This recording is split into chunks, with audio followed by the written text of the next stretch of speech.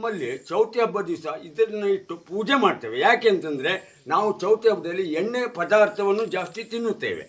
ಚಕ್ಲಿ, ಪಂಚಗಜ್ಜ, ವಡೆ, ಅಟ್ರಾಸ, ಮೋದಕ. ನಿಮಗೆಲ್ಲ ನೀರು ಬರುವುದಾ?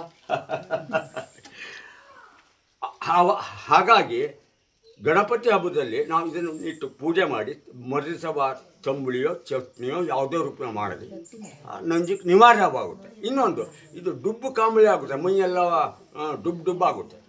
ಇದನ್ನು ಬೀಸಿದ 40 ದಿವಸ ತೊಗೊಂಡ್ರೆ ಕಮ್ಮಿ ಆಗುತ್ತೆ.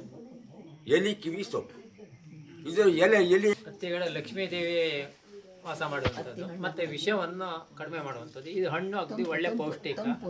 ಮತ್ತು ಈ ನೀರನ್ನು ಒಂದು 4 ದಿವಸ ಇತ್ತು ಎಂಥ ದಾಹ ಆದ್ರೂ ಕಡಿಮೆ ಮಾಡುವಂಥ ಗುಣ ಈ ಹತ್ತಿ ಇದ್ರೊಳಗಿದೆ.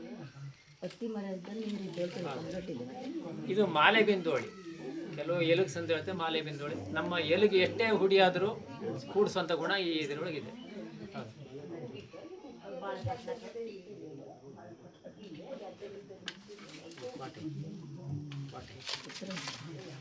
ಬಹುತೇಕ ಇದು ಕೋಟೆ ಗಿಡ ಪ್ರತಿಯೊಬ್ಬರು ಮನೆಯಲ್ಲೂ ಬೇರೆ ಬೇರೆ ದೊಡ್ಡ ಕೋಟೆ, ಸಣ್ಣ ಜಾತಿ ಬೇರೆ ಬೇರೆ ಇರುವುದು. ಆದರೆ ಇದು ಚರ್ಮ ರೋಗಕ್ಕೆ ದಿವ್ಯವಾದ ಔಷಧ. ಈ ಹಾಲು ಬರುವಂಥದ್ದು ಎಲ್ಲದೂ ಚರ್ಮ ರೋಗಕ್ಕೆ ಬರುವಂಥ ಔಷಧ. ಆದರೆ ಈ ಮೂರು ಹಾಲು ಬರುತ್ತೆ, ಕೊಡಸದಲ್ಲಿ ಬರುತ್ತೆ, ಅಕ್ಕ ತಂಗಿ ಗಿಡದಲ್ಲಿ ಬರುತ್ತೆ, ಪ್ರತಿಯೊಂದು. ಆದರೆ ಈ ಹಗಣವನ್ನು ಸ್ವಲ್ಪ ಕೊಬ್ಬರಿ ಎಣ್ಣೆ ಹೀಗೆ ಸವರ್ಕೊಂಡು ಹೊಟ್ಟು ಆಗುತ್ತೆ. ಹಿಂಗೆ ಕೆರೆದ್ರೆ ನಮ್ಮನೆ ತಲೆ ನಿಮ್ಮ ಬಚ್ಚದ ಹೊಟ್ಟು ಬರುತ್ತೆ, ಅದೇ ಥರ ಹೊಟ್ಟೆ ಆಗಿಬಿಡುತ್ತೆ. ಇದಕ್ಕೆ ಇದರ ಹಾಲು ದಿವ್ಯವಾದ ಔಷಧ. ಹಾಂ, ಇದು ಸ್ವಲ್ಪ ಬಾಡಿ ಬೆಳಗ್ಗೆನೆ ಕಟ್ಬಿಡುತ್ತೆ, ಹಾಲು ಬರುತ್ತೆ. ಇದು ಸ್ವರ್ಣ ಬಳ್ಳಿ ಹೇಳುವಂಥದ್ದು. ಇದು ಅಲ್ಲ, ಸ್ವರ್ಣ ಬಳ್ಳಿ ಅಲ್ಲ. ಇದು ಅವ್ರಿಗೆ ಸ್ವಲ್ಪ ಕನ್ಫ್ಯೂಸ್ ಆಯಿತು. ಇದು ಕಬ್ಬಿನ ಗಣ್ಣು ಹಾಗೆ ಇದರ ದಂಟು ಆಗುತ್ತೆ. ಇದನ್ನು 45 ದಿವಸ ನೀವು ಈ ಸಂದುವಾತ, ಕಸ ಅಥವಾ ಇದು ಅದಕ್ಕೆಲ್ಲ ಇದ್ದರೆ 45 ದಿವಸ ನೀವು ಸ್ವಲ್ಪ ಕಾಯ್ಚಿ ಇದು ಚಟ್ನಿ ಅಥವಾ ಸಾಂಬಾರು ಇನ್ನೂ ಮಾಡಿಕೊಂಡು 40 ದಿವಸ ಆ ಕಸ ಕಮ್ಮಿ ಆಗುತ್ತೆ.